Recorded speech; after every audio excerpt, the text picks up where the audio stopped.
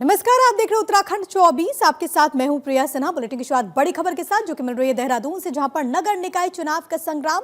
100 नगर निकायों के लिए कल होने वाली है वोटिंग। 5405 प्रत्याशी जो कि किस्मत आजमा रहे हैं। 23 को वोटिंग होगी, 25 को नतीजे आएंगे। प्रदेश के 100 नगर निकायों में कल यानी कि 23 जनवरी को आपको बताते चले वोटिंग होने वाली है। 11 नगर निगमों में मेयर के कुल 72 प्रत्याशी, नगर पालिका नगर पंचायतों में अध्यक्ष पद के लिए 445 प्रत्याशी सियासी दंगल में भाग्य आजमा रहे हैं। सभी निकायों में पार्षद वार्ड सदस्य के पदों के लिए 4888 प्रत्याशी चुनावी मैदान में हैं। प्रत्याशी डोर टू डोर प्रचार करने में आज जुटे हुए हैं। राज्य निर्वाचन आयोग की तरफ से जो जानकारी दी गई उसके अनुसार 100 निकायों में 30,29,000 वोटर्स हैं जो कि अपने मताधिकार का इस्तेमाल करेंगे।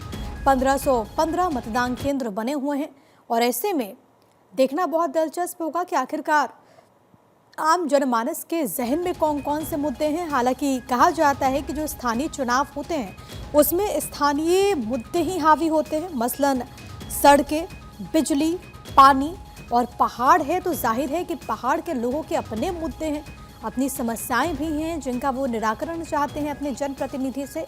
ऐसे में कल ये वोटर्स अपने मताधिकार का इस्तेमाल करेंगे। इनकी संख्या 30 लाख के पार है। मतदान 23 जनवरी को यानी कि कल, तो वहीं वोटों की गिनती 25 जनवरी को होगी। ऐसे में देखना होगा कि चुनावी दंगल में जो 5405 प्रत्याशी हैं उनमें से किसके सर पर जीत का सेहरा ये वोटर्स बांधते हैं। आपको ये बताते चले कि त्रिस्तरीय चुनाव है। शहर की सरकार बनाने के लिए लगातार आम जनमानस के बीच में सियासी दिग्गज पहुंचे, लेकिन अब जनता की बारी है। 11 नगर निगम है इसमें शामिल। नगर पालिका और नगर पंचायतों के अध्यक्ष पद के लिए भी बड़ी संख्या में नॉमिनेशंस फाइल हुए और अब आम जनमानस का दिन है जब वो कल वोट कास्ट करेगी। 100 नगर निकाय कुल जिन पर वोटिंग होने वाली है। नगर निगम में कुल 72 प्रत्याशी चुनावी दंगल में। नगर निगमों की संख्या 11, पालिकाओं की संख्या 43, जिस पे लोग अपने मताधिकार का इस्तेमाल करेंगे। इसके लिए 1515 सेंटर्स बनाए गए हैं। नगर पंचायत के लिहाज से बात करें तो 46 कुल नगर पंचायत है। तो तमाम जो प्रत्याशी हैं उनका यहाँ पर चयन होगा, चाहे वो वार्ड पार्षद को लेकर के हो, मेयर को लेकर के हो, पंचायतों के अध्यक्ष को लेकर के हो। यहाँ पर वोट कास्ट होने वाले हैं और ऐसे में इसको लेकर के प्रशासनिक तैयारियां भी मुकम्मल देखने को मिल रही हैं। जो सुदूर इलाके हैं, जो पहाड़ हैं और वहाँ पर वैसे इलाके जहाँ पर कनेक्टिविटी एक बड़ी समस्या है, उनके क्षेत्रों के लिए भी बाकायदा चुनाव आयोग की तरफ से प्रबंध किए गए हैं कि किसी प्रकार की कोई कठिनाई ना हो। वोटर्स को अपने मत को इस्तेमाल करने में लोगों से अपील भी की जा रही है। जागरूकता भी देखने को मिल रही है लोगों के बीच में ही, लेकिन कई सारे मुद्दे हैं जिनका बोलबाला इस बार के लोकल बॉडी इलेक्शन में देखने को मिल रहा है। ये त्रिस्तरीय चुनाव है शहर की सरकार बनाने के लिए और इसको लेकर के तमाम जो राजनीतिक दल हैं, मुख्यतः बीजेपी और कांग्रेस, एड़ी चोटी का जोर लगाया गया। लेकिन अब आम जनमानस की बारी है। मेरे साथ मेरे सहयोगी हरीश थपलियाल तमाम जानकारी के साथ कनेक्टेड हैं। हरीश, कल वोटिंग का दिन है, उससे पहले क्या तैयारियां आप देख पा रहे हैं? चुनाव आयोग की तरफ से प्रशासनिक इंतजामों की बात करें तो क्या प्रबंध किए गए हैं वोटिंग के मद्देनजर?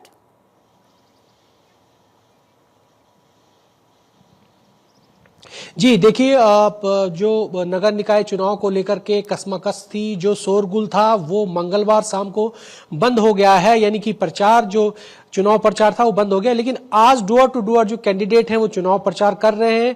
आज का आखिरी दिन है, कल मतदान होना है। करीब 30 लाख से ज्यादा जो मतदाता हैं वो करीब 5,000 वोटों 5,000 से ज्यादा जो अधिक प्रत्याशी मैदान में हैं वो उनका भाग्य का फैसला करने जा रहे हैं। और कल मतदान है और 25 जनवरी को इसका परिणाम आएगा। उसके बाद ये पता लग पाएगा कि किस राजनीतिक दल की जीत हुई है। हालांकि राज्य निर्वाचन आयोग की ओर से पूरी व्यवस्थाएं चाक चौबंद की गई हैं। सभी जिलों में ऑब्जर्वर जो है वो उनकी तैनाती की गई है। पुलिस फोर्स, बड़ी संख्या में पुलिस फोर्स की जो है डिप्लॉयमेंट किया गया है। हर पोलिंग बूथ पर जो डिप्लॉयमेंट है फोर्स का वो किया गया है। राज्य निर्वाचन की तरफ से जो ड्रोन कैमरास हैं वो भी लगाए गए हैं। तमाम व्यवस्थाएं चाक चौबंद है और अब ये देखने वाली बात होगी कि प्रशासन जो है प्रशासन की तरफ से क्या कुछ इंतजाम जो वहां पर है पुख्ता है कि नहीं है, क्योंकि वैलेट से जो है नगर निकाय के जो है इलेक्शन होने, उसमें संभवतः ये जानकारी सामने आ रही कि जो वैलेट से जो मतदान होने उन पर समय लग सकता है, क्योंकि परिणाम आने में 1 से 2 दिन लग सकते हैं, क्योंकि बैलेट पेपर के जरिए जो है मतदान होना है, ईवीएम मशीन के जरिए मतदान नहीं होना है, बैलेट के जरिए मतदान होना है। ये तो इसको लेकर के भी जो प्रत्याशी हैं, जो कार्यकर्ता है, उनका मानना यह है कि जो परिणाम 25 तारीख को घोषणा ऐलान किया गया है राज्य निर्वाचन की तरफ से, लेकिन ये माना जा रहा है क्योंकि उसमें समय ज्यादा लग सकता है, तो इस वजह से वो संभवतः 26 तारीख को जो है 25 के बजाय 26 तारीख को जो है नगर निकाय के जो परिणाम है वो आ सकते हैं। और सबसे महत्वपूर्ण बात यह है कि पूरे प्रदेश में 102 सीटें नगर निकाय की हैं, लेकिन 100 में ही चुनाव हो रहा है। उधम सिंह नगर की किच्चा सीट और टिहरी जिले की नरेंद्र नगर सीटों पर कोई चुनाव नहीं हो रहा है, क्योंकि परिसीमन का वहां पर इश्यू था। परिसीमन की वजह से वहां पर नगर निकाय के चुनाव नहीं हो पाए, इसलिए वो चुनाव जो है राज्य निर्वाचन आयोग बाद में करेगा, कुछ समय बाद करेगा, लेकिन 100 नगर निकायों को लेकर के कल मतदान होना है। इसके लिए राज्य निर्वाचन के आयोग से पूरी चाक चौबंद व्यवस्थाएं की गई है और जो प्रत्याशी हैं वो आज डूअर टू डूअर जो है प्रचार कर रहे हैं, अपनी उपलब्धियां गिना रहे हैं, अपने बारे में बता रहे हैं कि हम, यदि आप हमें जिताते हैं तो हम विकास की गंगा बहाएंगे। इसी तरह सरकार क्योंकि अपने अपने वादे करते हुए, लेकिन आम जनता किन वादों पर मोहर लगाती है वो देखना दिलचस्प होगा। लेकिन हरीश, जरा ये बताइएगा कि ये जो पूरा चुनाव है वो कितना ज्यादा अहम हो जाता है, क्योंकि विधानसभा चुनाव के ठीक पहले अगर शहर की सरकार को लेकर के आम जनमानस का जो मिजाज होगा वो बहुत कुछ बता देगा, खासतौर पर जो अर्बन वोटर्स है कि उनके जहन में कौन कौन से मुद्दे हैं। जी बिल्कुल, देखिए ये छोटी सरकार है और इस छोटी सरकार में जो सेमी अर्बन इलाका होता है और सेमी अर्बन इलाके का मतलब ये हुआ कि आधा ग्रामीण की आबादी है, आधा शहरी आबादी है, क्योंकि पहाड़ी, यदि हम पहाड़ की बात करें तो पहाड़ में जो ब्लॉक मुख्यालय है उसी को नगर पंचायत और नगर पालिकाएं बनाई गई है। यानी कि कह सकते हैं कि जो सेमी अर्बन इलाके हैं वहां पर स्थानीय मुद्दे होते हैं, छोटी छोटी लोगों की समस्याएं होती है, पेयजल की समस्याएं होती है, विद्युत आपूर्ति की समस्याएं होती है, सड़क मार्ग की समस्याएं होती है। और सबसे महत्वपूर्ण बात तो यह है कि जो यदि हम पहाड़ की बात करें, यहां पर कृषि और पशुपालन पर सबसे ज्यादा लोग निर्भर रहते हैं। तो पशुपालन की यदि हम बात करें, कृषि की बात करें, तो कृषि में यहां पर बंदरों का बड़ा आतंक है। यह भी इस बार चुनाव में देखने को मिला कि जो बंदरों पर अंकुश लगाएगा ऐसा प्रत्याशी हमें चाहिए, क्योंकि लोगों की जो एग्रीकल्चर एक्टिविटीज है वो प्रभावित हो रही है। तो कह सकते हैं कि ये छोटे छोटे मुद्दे स्थानीय मुद्दे हैं, क्योंकि हर कोई व्यक्ति विधानसभा तक नहीं पहुंच पाता है। या कह सकते हैं कि हर कोई, किसी भी आम नागरिक की विधानसभा तक पहुंच नहीं हो पाती है। इस वजह से जो छोटी सरकारें हैं वो चुनने के लिए लोग बेहद उत्सुक है, क्योंकि लोगों की छोटी छोटी समस्याएं उसका निराकरण बड़े लेवल पर नहीं हो पाता। वो चाहते हैं कि हमें एक ऐसा जनप्रतिनिधि मिले जिसके पास एक बहुत, कह सकते हैं कि बहुत सरल तरीके से जाया जा सके, ताकि हमारी समस्याओं का निराकरण हो सके। और वहीं यदि हम नगर निगम की बात करें, देहरादून, हरिद्वार, उधम सिंह नगर की बात करें, तो वहां पर भी सबसे बड़ी समस्या इस बार हमने देखी। तो मान लीजिए देहरादून में राजधानी है राज्य की, वहां पर सबसे ज्यादा समस्या पानी को लेकर के है, पार्किंग को लेकर के है, ऐसी समस्याएं वहां पर है।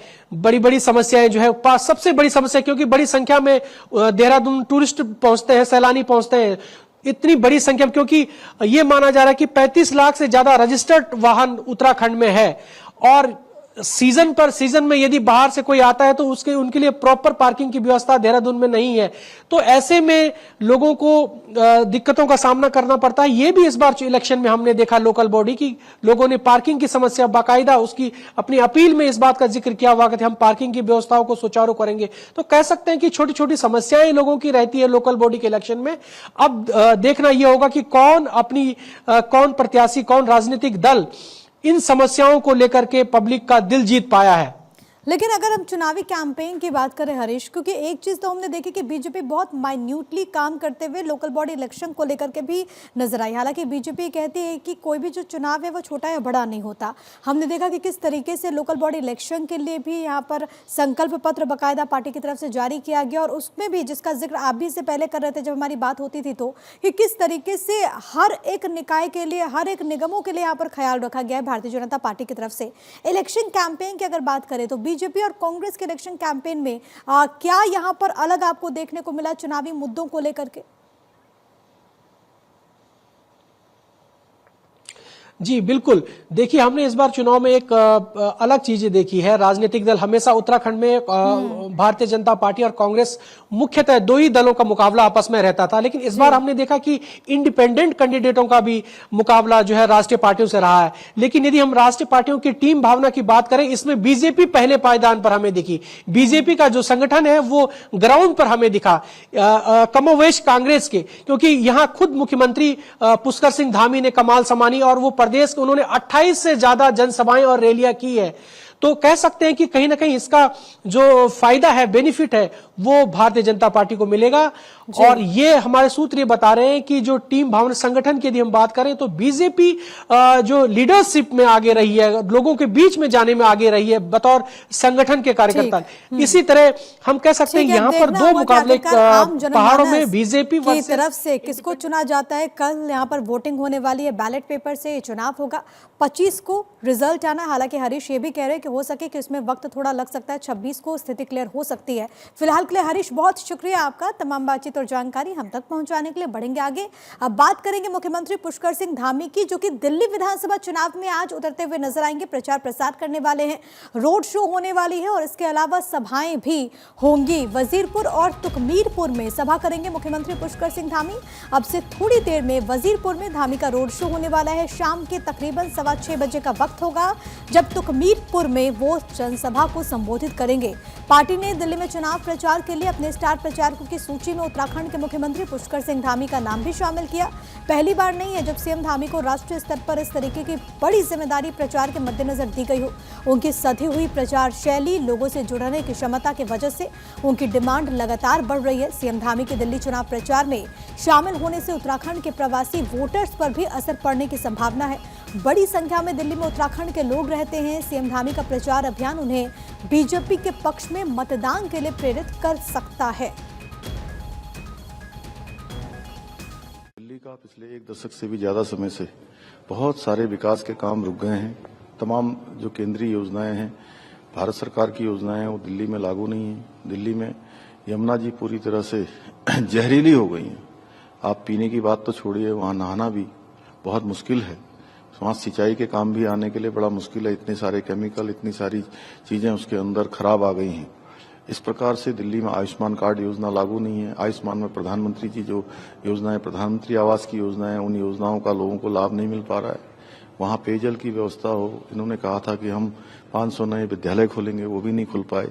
तमाम प्रकार की बड़ी बड़ी घोषणाएं करी थी, इन्होंने वो पूरे एक भी पूरा नहीं किया है। उल्टा जनता को ठगने का काम किया है। पूरी की पूरी दिल्ली की सरकार, मुख्यमंत्रियों, वहाँ के उप मुख्यमंत्रियों भ्रष्टाचार के आरोपों में जेल की सलाखों के पीछे रहकर आ गए हैं और आगे भी ये तमाम प्रकार की जो घोषणाएं कर रहे हैं, तमाम प्रकार के नए नए प्रलोभन दे रहे हैं। इन्होंने पूरा कुछ नहीं करना है, केवल और केवल लोगों को जो है लगातार ये बेवकूफ बनाने का काम करते हैं। इसलिए सही समय है, आदरणीय प्रधानमंत्री जी ने कहा है कि आपदा को हटाकर यहाँ पर डबल इंजन की सरकार बनाएं। वहीं बीजेपी के राष्ट्रीय मीडिया प्रमुख और गढ़वाल से सांसद अनिल बलूनी ने बीजेपी के बागी नेताओं को चेतावनी दी। अनिल बलूनी ने कोटद्वार में साफ किया कि जो लोग बागी होकर पार्टी के अधिकृत प्रत्याशी के खिलाफ चुनाव लड़ रहे, उनके लिए पार्टी के दरवाजे हमेशा के लिए बंद हो गए। उन्हें किसी भी कीमत पर पार्टी में वापस नहीं लिया जाएगा।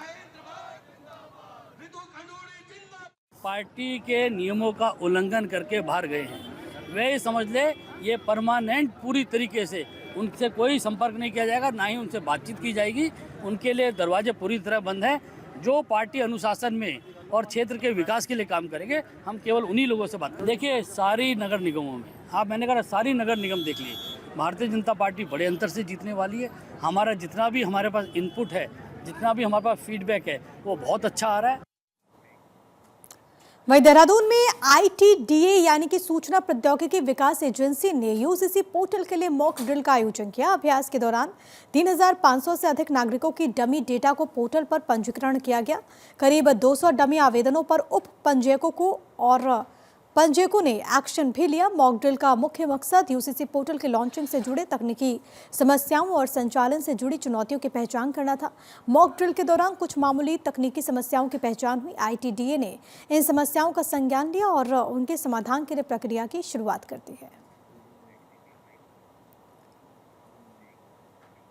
कोटद्वार में अवैध खनन के कारण ध्वस्त हुए मालन पुल को अप्रैल 2025 तक यातायात के लिए खोल दिया जाएगा। कोटद्वार से विधायक और विधानसभा के अध्यक्ष ऋतु खंडूड़ी भूषण ने बताया कि वो मालन पुल के निर्माण कार्य का जायजा ले रही हैं। आपको बताते चले कि कोटद्वार में पिछले साल 13 जुलाई की आपदा में 13 साल पहले बना पुल ध्वस्त हो गया था। इस वजह से कोटद्वार भाबर के लाखों लोग परेशानियों का सामना कर रहे हैं। हमें विधानसभा अध्यक्ष श्रीमती ऋतु खंडूड़ी जी से बहुत उम्मीद है। मालन टू को टूटे हुए आज कितने साल गुजर गए हैं, लेकिन अभी तक बना नहीं है। वहाँ बूढ़े आदमी, जवान, लड़के, बच्चे स्कूल के बहुत परेशान हो रखे हैं सर, बहुत ज़रूरत से ज़्यादा परेशान है। उम्मीद है सबको कि पुल बनेगी। मैडम ने बोला अगले उसमें बन जाएगा, अभी तक तो बनी नहीं है करके। वहीं मुख्यमंत्री पुष्कर सिंह धामी ने सोशल मीडिया प्लेटफॉर्म X पर इस बार हरिद्वार का वीडियो अपलोड किया। उन्होंने हरिद्वार की हर की पैड़ी की महिमा बताई। सीएम धामी ने अपने पोस्ट में लिखा कि प्रत्येक वर्ष देश विदेश से लाखों श्रद्धालु हरिद्वार की पवित्र धरती पर मां गंगा के दर्शन के लिए आते हैं। यहाँ पर स्थित हर की पैड़ी पर स्नान का विशेष धार्मिक महत्व है, क्योंकि इसे पापों से मुक्ति और आत्मिक शांति का माध्यम माना जाता है। धर्म नगरी हरिद्वार में स्थित विभिन्न धार्मिक स्थलों के दर्शन करने वाले श्रद्धालु गंगा में स्नान किए बिना अपनी यात्रा पूरी नहीं मानते। नख से जन्मते